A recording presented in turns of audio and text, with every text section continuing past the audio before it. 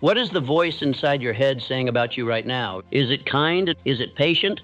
Or is it poking and prodding, finding fault, reminding you of where you fell short, what you didn't do, who you're not? My friend, I want you to know something right now, something many people never hear in a lifetime. You are not alone in this struggle. Every man, every woman, no matter how successful, how intelligent, how accomplished, has wrestled with the same thing. That little voice that whispers, "You're not good enough. You should have done better. Why can't you get it right?" We all have an inner critic. Some louder than others, some sharper, some quieter, but all of them, if left unchecked, can take over. Now let me be clear, the inner critic is not evil. It doesn't wake up in the morning looking to ruin your life. It often believes it's helping you, protecting you.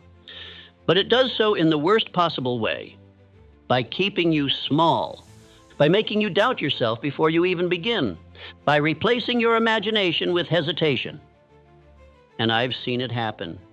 In classrooms, on stages, across kitchen tables, people with great potential, big hearts, bright minds, paralyzed, not by a lack of talent, but by the weight of their own judgment. So today I want to walk with you on a journey not to destroy the inner critic, but to understand it, to outgrow it, to lead it. Because here's what I've learned after years of working with people from all walks of life. You cannot live freely if you are held hostage by your own thoughts, and you don't have to be. Not anymore, because there is a better voice waiting to rise up inside you, a voice of compassion, of confidence, of calm, a voice that says, "I may not be perfect, but I am growing," a voice that lifts you instead of lowers you, a voice that reminds you every single day that you matter.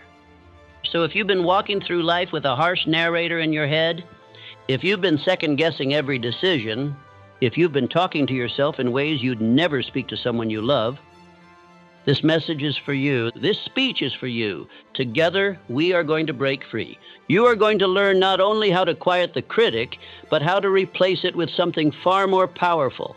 A calm, steady inner confidence that doesn't come from performance, but from peace.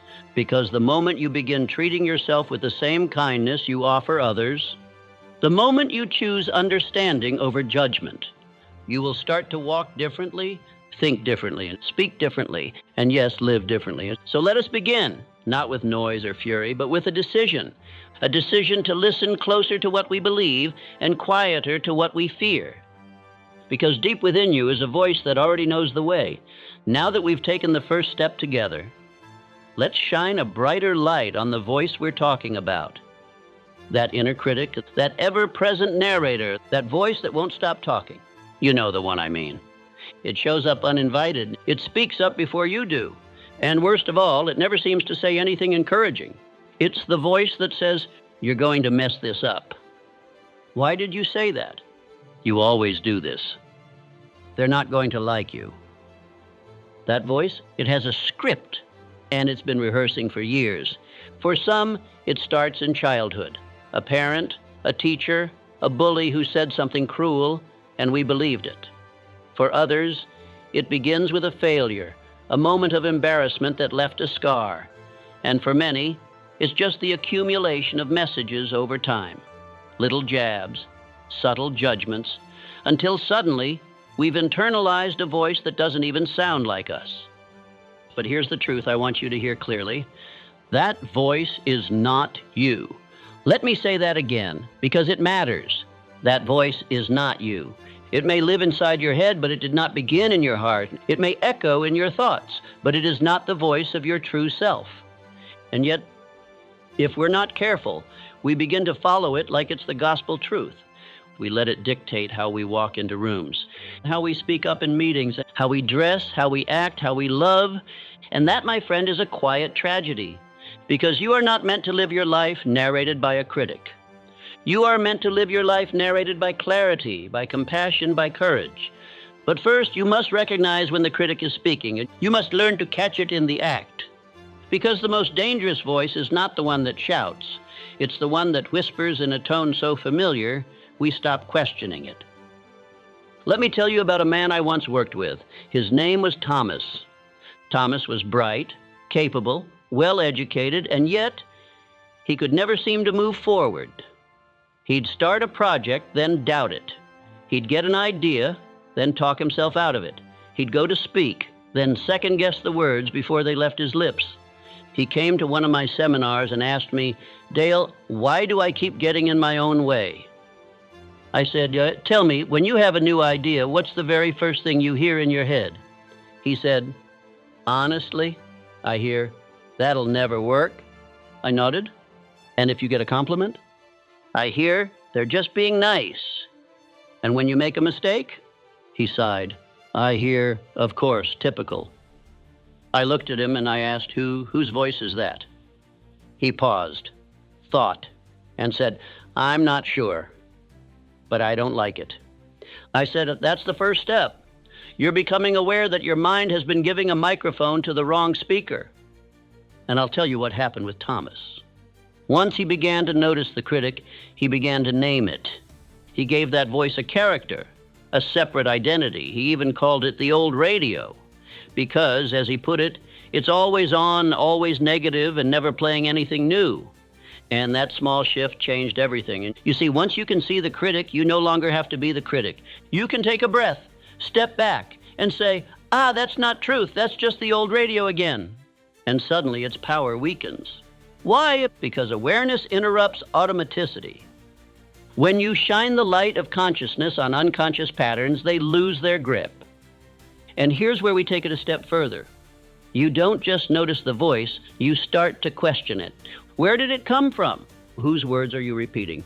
Would you say the same things to someone you love? Would you say it to a friend, to your child, to your partner? If not, why do you tolerate it in your own mind? You see, the critic lives in unquestioned territory.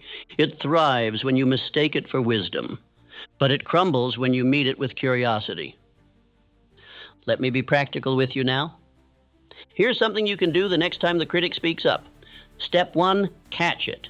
Notice what it's saying. Don't argue. Don't resist. Just observe it like you would a cloud passing by. Oh, there it is, the voice saying I'm not ready. Oh, it's saying I'm too old, too young, too late. Call it out. Shine the light. Step 2, challenge it. Ask, is this true? Not, does it feel true? Because many lies feel true when we've repeated them long enough. But ask, is this really true? Is there evidence? Is there another perspective? You'd be surprised how quickly the voice stumbles when placed under simple scrutiny. Step 3, change the channel. If the critic is a channel you've been stuck on, it's time to turn the dial. What's another voice you could tune into? Maybe the voice of your best friend. Maybe the voice of someone who believes in you. Maybe the voice of who you want to be, not who you were. It doesn't have to shout, it just has to be sincere. Because one sentence of truth spoken kindly can silence an entire chorus of criticism. Let me give you a small practice to take with you this week. Write this down. Post it where you'll see it often. I am not the voice of fear. I am not the voice of the past. I am the voice of presence, of progress, of peace. Read it in the morning. Say it at night. Not as a performance, but as a pattern interrupt. Because the longer you let the critic speak without challenge, the deeper it roots itself. But the moment you say, no more, something shifts. You begin to lead. You begin to guide your thoughts instead of being guided by them. And that is the beginning of mental freedom. And so if your mind feels noisy, if your thoughts feel like a courtroom where you're always on trial, let this be your reminder. You do not owe loyalty to the critic. You owe loyalty to your growth, to your future, to the voice that lifts you, not the one that tears you down.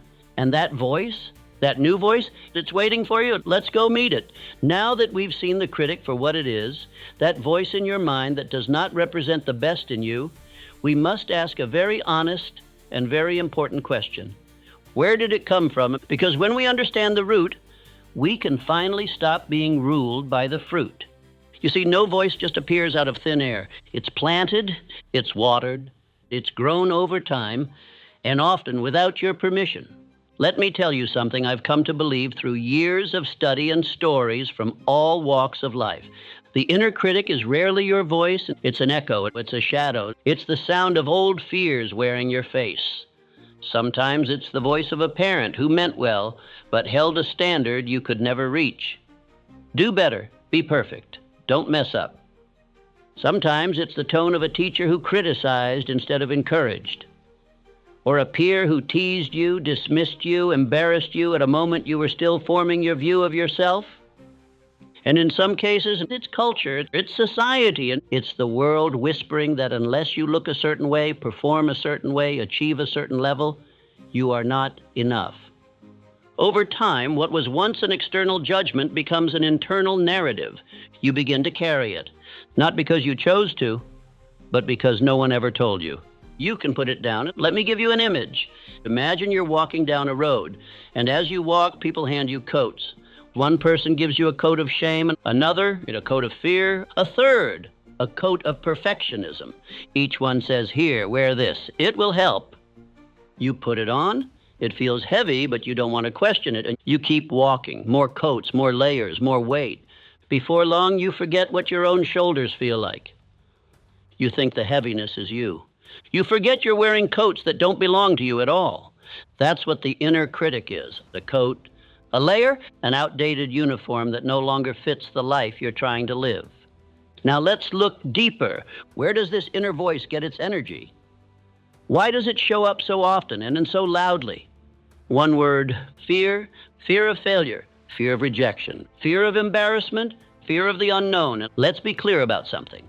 Fear doesn't always shout. Sometimes it whispers through the voice of reason. Better not speak up, you might get it wrong.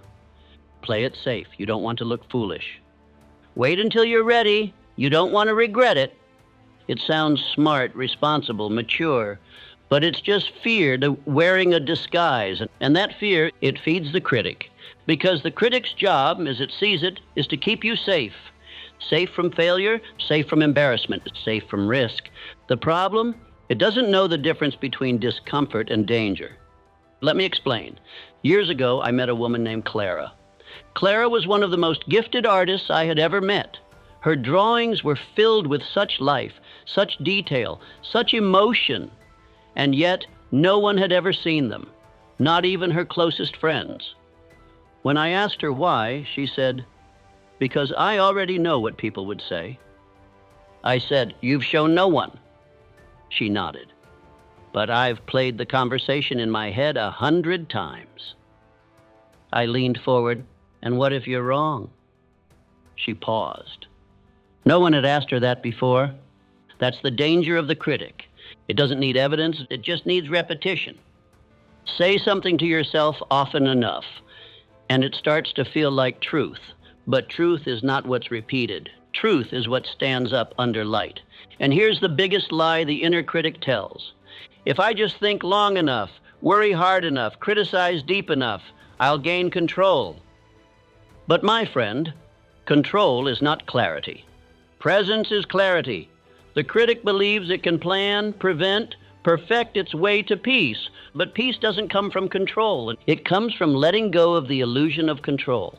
You can't rehearse your way out of uncertainty. You must live your way into it. And here's the most beautiful realization of all. That inner voice, that critic, is not your enemy. It's a part of you that is misguided. It's trying to protect you with the only tools it knows: fear, doubt, and hesitation. But you've outgrown those tools. You don't need protection, you need permission. Permission to make a mistake. Permission to try before you're ready. Permission to fail forward and grow stronger. And the only one who can give you that permission is you. So the next time the critic says, "You're going to get it wrong," you can answer, "That's okay, I'm still going to try." When it says, "They won't like you," you say, "Maybe not, but I'm going to show up with kindness anyway." When it says, "You'll regret this," you say, "I'll regret never trying more." Let me offer you a phrase, one that you can carry with you. Thank you, inner voice. I know you're trying to protect me, but I don't need protection today. I need courage. Say it out loud, not to fight the critic, but to lead it. Because a voice left unled becomes a voice that leads you somewhere you don't want to go. But a voice acknowledged, redirected, and retrained, that becomes a voice of wisdom. So, my friend, as we move forward in this journey, to remember this: the critic may visit, but it doesn't get to move in. You get to choose which voice you follow. And the voice you choose becomes the life you build. Now, let's continue together. Because if we know where the critic came from, we can learn where it doesn't belong. And that brings us to our next step: how to interrupt the critic before it takes over. Now that we've seen where the critic comes from and understood that it's not really your voice, but an echo of fear and past conditioning, the next step is learning how to interrupt it. Because if you don't interrupt it, it will interrupt you. It will speak when you're about to raise your hand. It will speak when you're about to make the call. It will speak when you're about to choose joy, speak truth, or take a risk, so you must learn to speak back. But not with aggression, not with hostility, not with shame, with clarity, with kindness, with calm authority. Let me tell you a little story. There was once a student in one of my classes. Let's call him Peter. He was a bright, thoughtful young man with big dreams. But every time we reached the part of the course where students were asked to speak in front of the class, Peter would freeze. Not because he didn't know what to say, but because the moment he stood up, a voice would rise inside him. You're going to mess up. You'll sound stupid. They're all judging you. He told me about it after class one day, and I asked him, "What do you usually do when that voice shows up?" He said, "I try to ignore it, or I freeze." I said, "Well, what if instead of ignoring it, you answered it?" He looked puzzled. "You see," I said, "the critic thrives in silence. It feeds on your attention, but it fears your response. The moment you respond, calmly, deliberately, you change the pattern." So we practiced a simple technique. The next time he stood up and heard the voice say, "You'll mess up," he said out loud under his breath, "Thank you for your concern, but I'm not here to be perfect. I'm here to grow." And then he kept going. It wasn't dramatic, it wasn't loud, but it worked. Why? Because interruption creates a new path in the mind. So here's your first tool. 1, name the voice. Don't just feel it, label it, call it the critic, call it fear voice. Some even give it a name like Worried Walter or Doubtful Debbie. Why? Because when you name it, you separate from it. You're no longer inside the spiral. You're watching it from the outside. You say, that's my critic again. It always shows up when I try something new. This removes the shame, the guilt, the feeling that you are flawed. You're not flawed. You're just visited by a voice that doesn't understand your mission. So name it and smile, because awareness is already a win. 2, speak back with truth, not bravado, not ego, truth. When the critic says, "You're not ready," say, "I may not be ready, but I'm willing." When it says, "They'll laugh at you," say, "Oh, maybe, but someone might need what I have to say." When it says, "You're going to fail," say, "And if I do, I'll learn more than if I never tried." The critic speaks in absolutes. Your job is to respond with grounded possibility. You don't have to deny the fear. You just have to diminish its control. Because here's the truth: fear loses power when faced with present courage. 3, change the channel. The mind, my friend, is like a radio. It plays whatever station you tune into. If you listen to the critic long enough, it becomes your soundtrack. But you can change the station. I once told a student this: "You've been listening to the voice of fear for years. How would your life change if for 30 days you only listened to the voice of encouragement?" She took that challenge. Each morning she wrote one line of encouragement to herself. "I am learning. I am showing up. I am worthy of kindness. I am making progress." And do you know what happened? Her confidence didn't explode all at once. It grew. It took root. Because she was changing the channel, one message at a time. 4, use pattern interrupts. You know those moments when your critic hits repeat? That loop that goes over and over? What did you say back there? You should have done it differently. You made a mistake. That's called a rumination loop. And to stop it, you don't reason with it. You interrupt it. Get up. Move your body. Splash cold water on your face. Go for a walk. Do D-set jumping jacks. Do something physical to snap yourself out of the mental spin. It sounds silly, but your body holds the power to disrupt your mind's storm, because motion breaks mental momentum. And sometimes the best thing you can do for your critic is not to debate it, but to outpace it. Fifth anchor in the present. The critic is a time traveler. It lives in the past. Why did you say that? Or it races to the future. Like, what if it all goes wrong?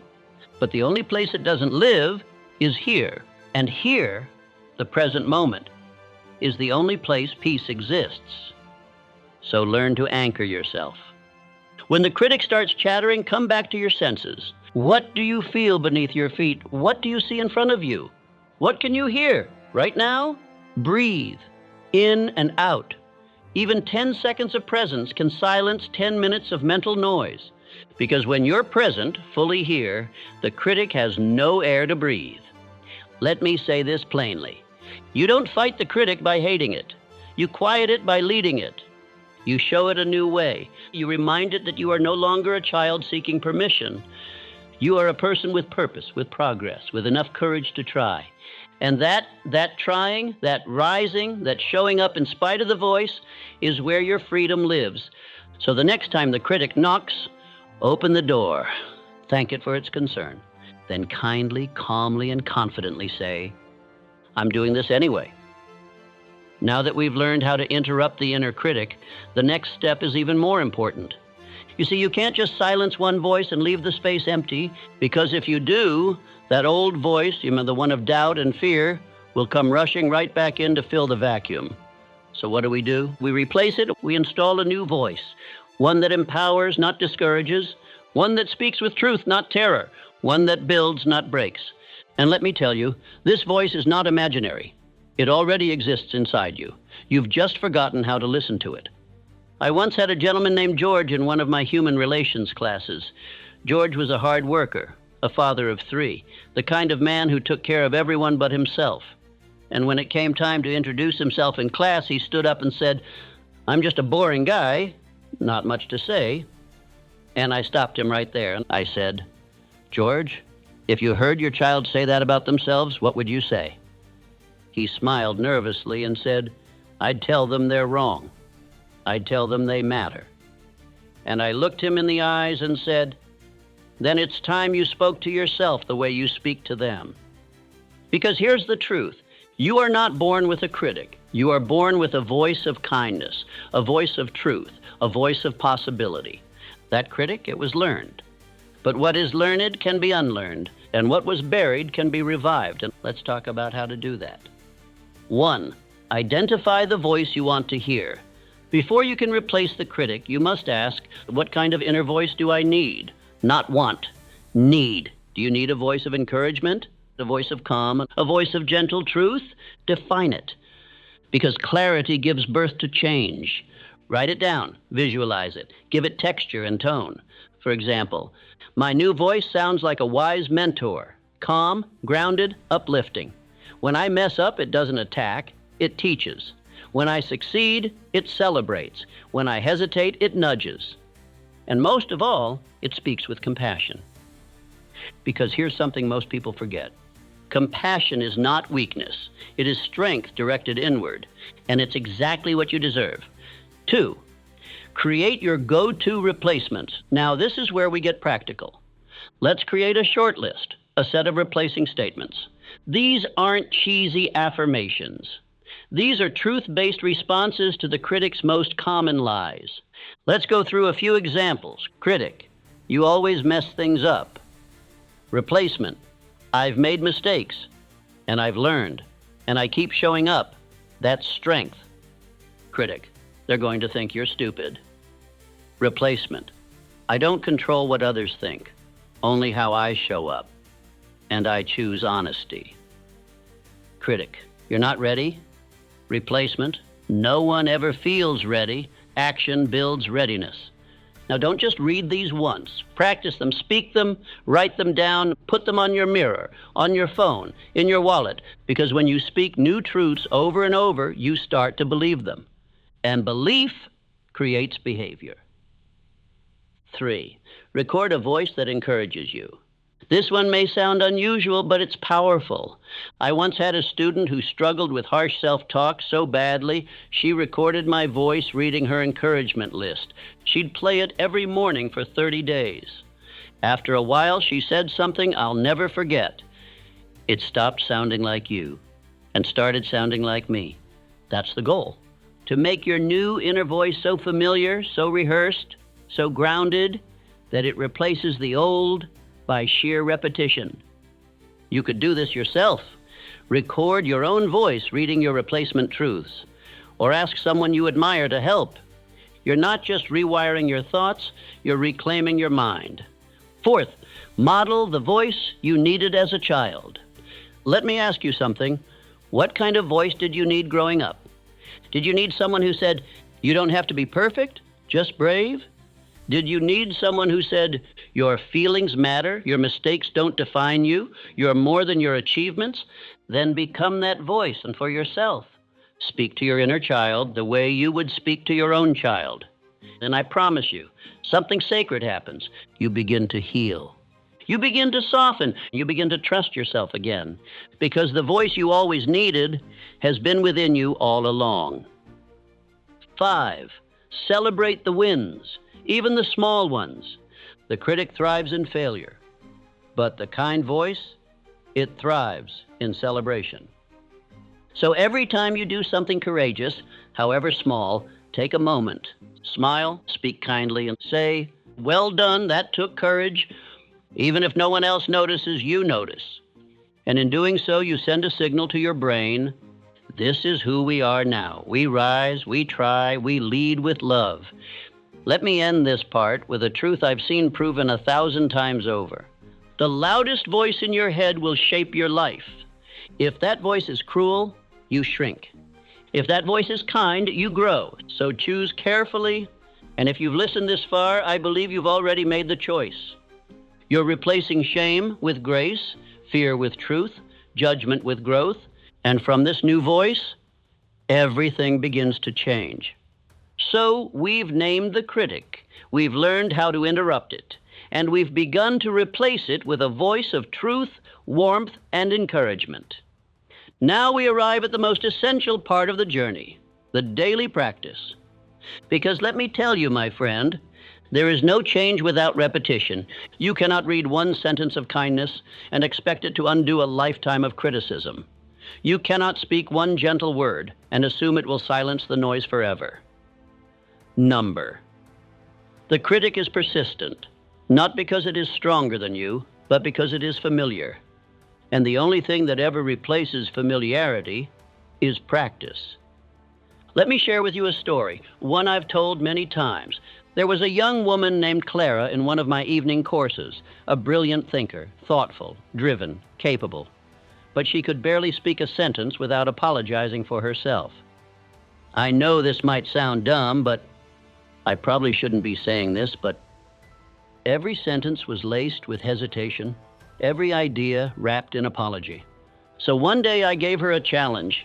I said, "Clara, for the next 30 days, I want you to speak to yourself as if you were your best friend. I want you to write down one moment each day where you showed courage, even if it was tiny, and I want you to praise yourself for it." She looked doubtful. She said, I don't know how to praise myself. When I said, "Lala, that's exactly why we begin. Because most people are fluent in self-criticism and illiterate in self-kindness. But that can change. And it begins not with books or breakthroughs. It begins with daily, gentle practice. Start small, but start daily. The most powerful transformations begin with the smallest shifts. And that's good news, because you don't need to become someone else overnight. You only need to become someone who chooses compassion once, twice, then again and again, until it becomes your way of being. So here's a practice I've used for years. You can begin tonight before your head even hits the pillow. It's called the Gentle 3. Every evening, write down one thing you did well today, however small. One way you showed up for yourself. One thing you forgive yourself for. You see, the critic never sleeps. It waits at the edge of the day, ready to remind you of what you didn't do. But with this practice, you train your mind to remember what you did. And in doing so, you reclaim your sense of self. You begin to notice not what's missing, but what's becoming. Speak out loud. Anchor the kind voice in your body.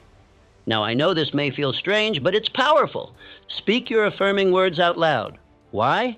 Because your nervous system believes what it hears, especially when it comes from you. When you say, I am doing my best, and that is enough for today. I don't have to be perfect to be proud of myself. I am allowed to rest. I am allowed to grow slowly. You are not just saying words. You are reshaping your internal landscape. You are becoming your own encourager, your own steady voice in the storm. And with enough repetition, you'll begin to notice something remarkable.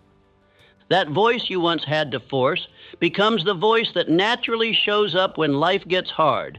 That's not magic, that's practice. Change your morning mirror ritual. And I want to speak directly to your mornings, because how you begin your day, the first tone you set, the first words you speak to yourself, often dictates how the rest of it will unfold.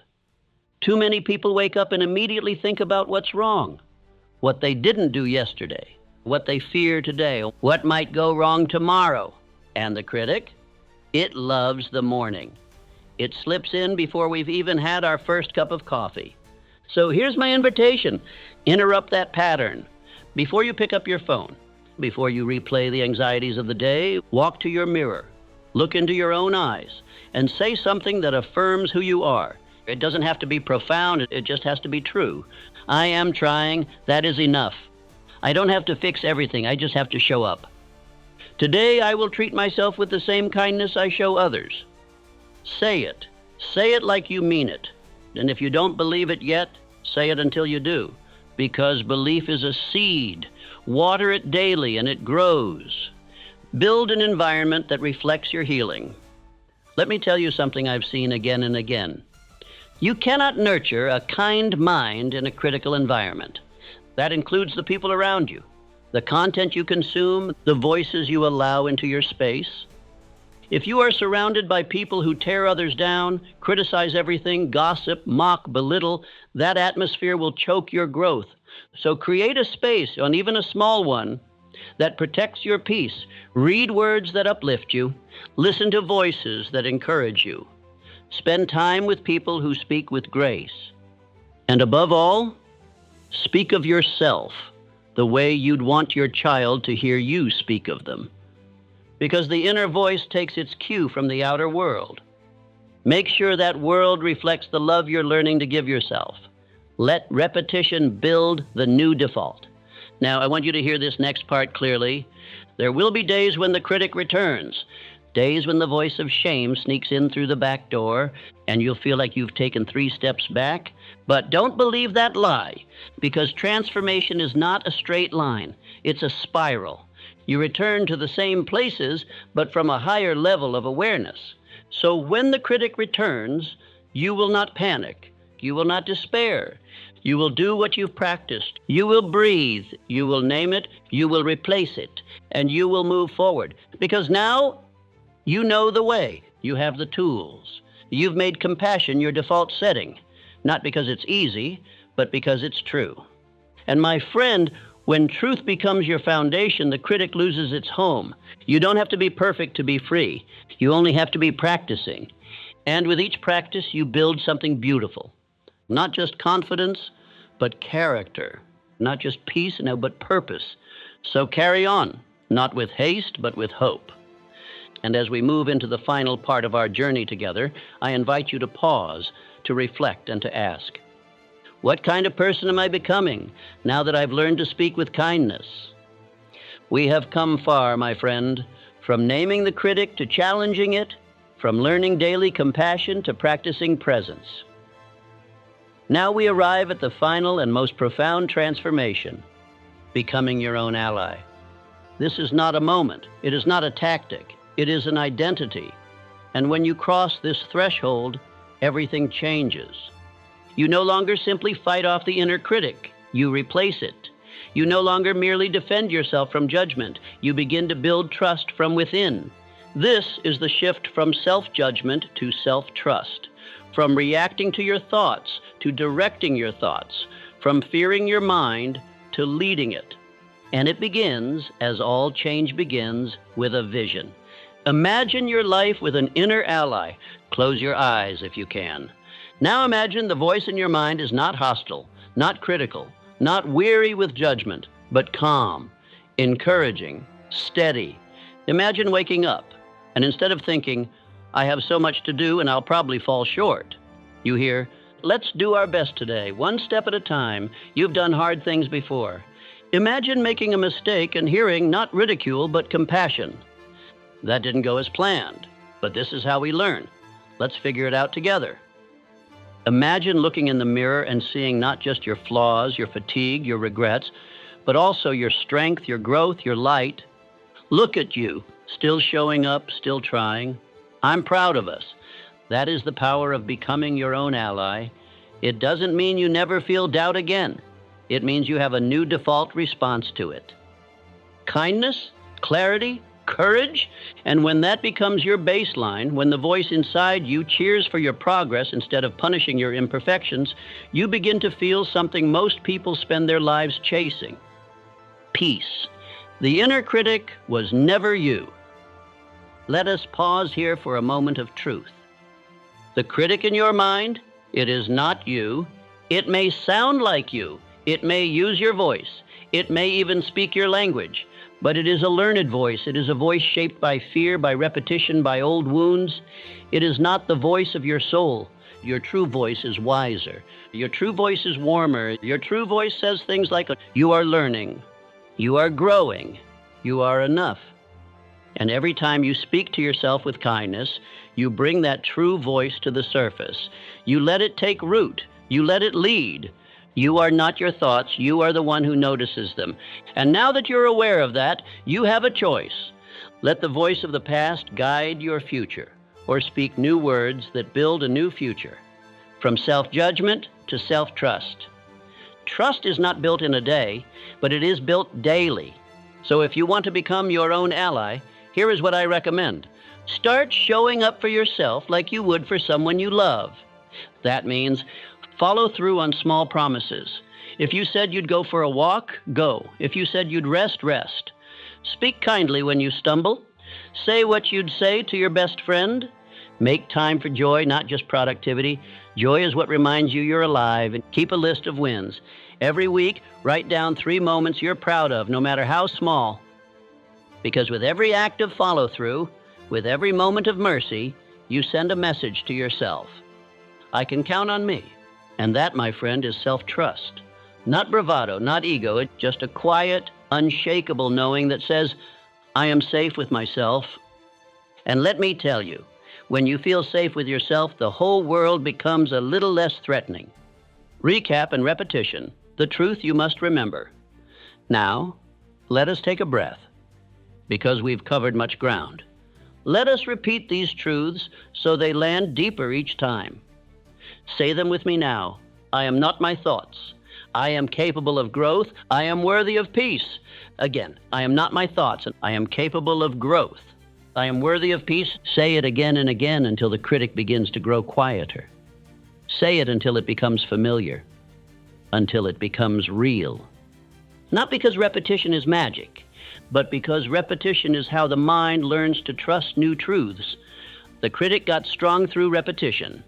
So must your ally voice going forward. Let me tell you what this voice of yours is becoming. It is not a cheerleader with empty praise. It is a coach. It is a friend. It is a guide that knows how to hold space for struggle and progress. So when hard moments come, this voice won't say, you shouldn't feel this way. It will say, of course you feel this way. Let's breathe. Let's find the next step. When you make a mistake, this voice won't say, you're a failure. It will say, that was a lesson. Let's grow. And when you look at your life and feel behind or lost or uncertain, this voice will not compare or condemn. It will whisper gently, you are becoming, and I'm proud of you. That is the voice you are now cultivating. That is the voice that will carry you. Not just through the good days, but through the hard ones too. And that is how we break free. Not by silencing the critic once and for all, but by choosing again and again to follow a kinder voice. Your final affirmation. Let us end this part of the journey as we began, with truth, with intention, with courage. Take a breath wherever you are. Feel your feet on the ground. Feel the air enter and leave your lungs. And now say these words. I am not broken. I am becoming. Say it again. I am not broken. I am becoming. Feel the weight lift. Now say, I am not at war with myself. I am learning to lead myself. One more time. I am not at war with myself. I am learning to lead myself. And finally, the closing truth. I quiet the critic and choose courage. Say it gently. Say it like you mean it. Say it like your future depends on it, because it does. And I promise you this, every time you choose kindness, you choose freedom. Every time you choose courage, you choose peace. Every time you choose presence, you choose life. The critic will still knock. But now you will answer the door with a stronger voice, a wiser one that says, we don't talk like that anymore. We're on a new path now. We're not just surviving, we're becoming. And my dear friend, you've just taken a great step forward. Let this be your new beginning, not of perfection, but of peace. You are not broken. You are becoming.